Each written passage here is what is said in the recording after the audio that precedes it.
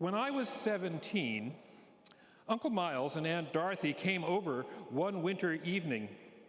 My uncle's laughter and enthusiasm dwarfed everything and everybody in our house. You gotta see this, Margaret. You're not gonna believe it. Sam? He meant my father. It's right over there at the Apollo. They're female impersonators, but really, it's the cleverest thing you'll ever see. My mother's brother-in-law, Miles, a judge, was just not usually so boisterous about such things, at least not when I'd seen him before. That's the Jewel Box Review, my mother said. Yes, I'd read about it. Men dressed up as women, one or another of my cousins commented. I think it sounds nasty. They're probably all fairies anyway. My aunt was saying, her voice undercutting her loud husband's, "You know, Margaret, the show in the first 10 rows of the theater was even stranger than what was going on stage." "I can believe it," Mother said to her older sister. "Well," Uncle Miles shrugged, "I don't know about that, but it's really entertaining. Everybody sings and dances in it.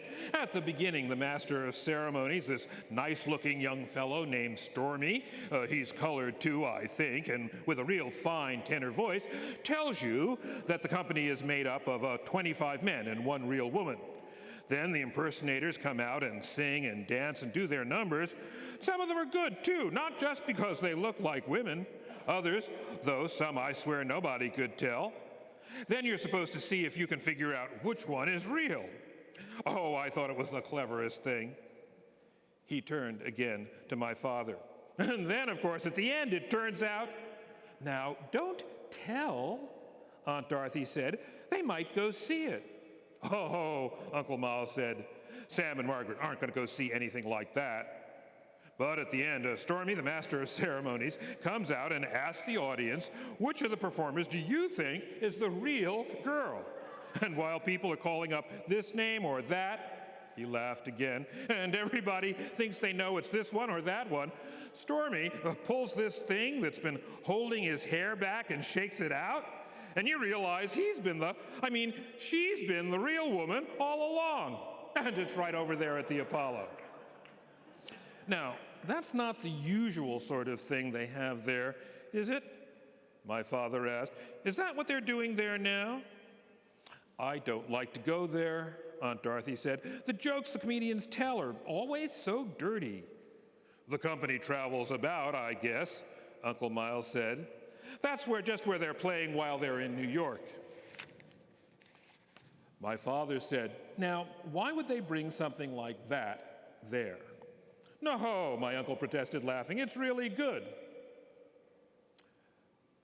I stood in the living room like someone grown invisible, listening, wondering, puzzling that Uncle Miles, usually so staid, could grant his approval, even his enthusiastic approbation, to something so anarchic. At the same time, I yearned to see this transvestial extravaganza with a desire approaching the electric. Perhaps I would notice something, meet someone, recognize something in one of those strange people who'd clearly been marked as foreign and alien to everything I knew, that would in some way enlighten me about my own sexuality. I committed myself to seeing the show with the same desperation with which I had sought out Gide's Corydon and The Immoralist. Coming across me reading it behind a book at my desk in back of my freshman English class, Mr. Cotter had begun to thunder, and what is it that's so important that you're reading it in here? And on recognizing the title and the Nobel Prize-winning author, returned to his normal conversational tone. Well, that probably is more important than anything I'm saying to you right now. You go on. The next Saturday, I strolled over to 125th Street in the fabled Harlem Theater, where regular movies alternated through the day and evening with live entertainment. This month's show proclaimed the marquee was indeed the Jewel Box Review. I paid the $5 for my ticket, half my month's allowance, went in and sat as close to the front of the orchestra as I dared, watching the last half hour of an unremarkable Western. The audience was mostly black, but a few white people had come, as though somehow this particular show transcended parochial racial interests. At the film's end, the lights came up on the stage, the first curtain swept back, and in purple sequins, a middle-aged black woman comic came out to regale the audience with a barrage of jokes I thought were far more suggestive than it was legal in those days to tell from a public stage. Toward the end of her routine, which, vulgar as it was very funny, the orchestra players filed into the small pit. Then the music crashed up and out, another curtain swung back, and an amplified voice announced to the multiple balconies in the dark, "And now, ladies and gentlemen, what you've all been waiting for, the fabulous Jewel Box Review." Why double my uncle's description with accounts of the glitter and feathers and sweeping trains in which the female impersonators danced with their male partners? A maleness suddenly thrust into quotation marks by the fake breasts, cinched waists, and wigs around it, for here all masculinity seemed as questionable as any femininity on show. Betuxed and black-tied, Stormy introduced Mr. Alberto Pavlova, who, in tutu toe shoes and silver wig, began to dance the Dying Swan, only to break into something hot and kicky with a sudden lurch of the music toward jazz. Now, from the other side of the stage, Stormy introduced Mr. Georgie Brown, a hefty black transvestite who, in wig and high heels with inch-long crimson nails, clutched a bit of sequin gauze to his padded bosom and sang day in, day out in a volcanic contralto that laid chills all down my shoulder blades. Once or twice, someone in the front row ran to the footlights to hand a bouquet of roses up to one or another of the stately queens. And in the end, Stormy pulled loose her hair to let it fall over the tux's satin collar, and the whole company came out to sing, "We're 25 men and a girl."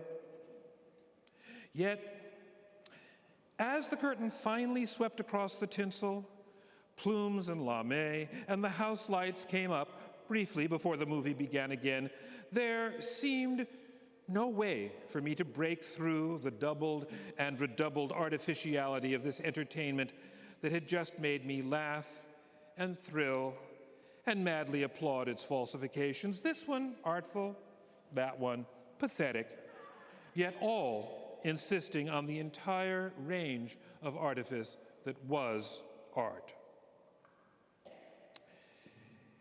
It was dark in the street when, hands in my army jacket pockets, I strolled from under the bright marquee to walk back home. I never even mentioned to anyone in my family that I'd gone.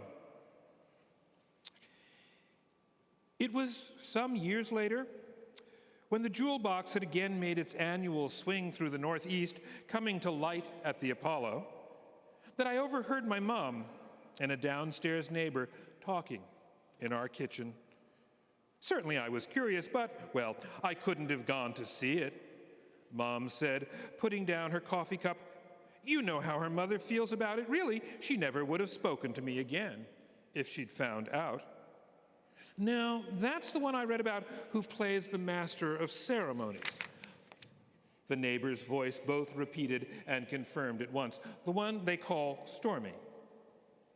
Yes, that's Mary, who used to be a counselor with Sam and Peggy at camp about 6 or 7 years ago. My mother nodded. That's right.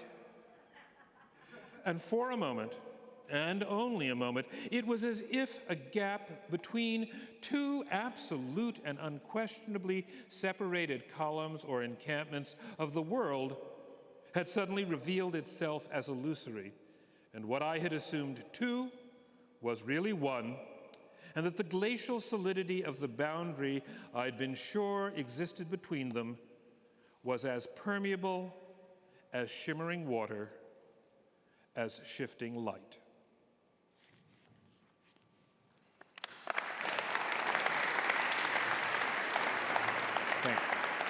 Thank you very much.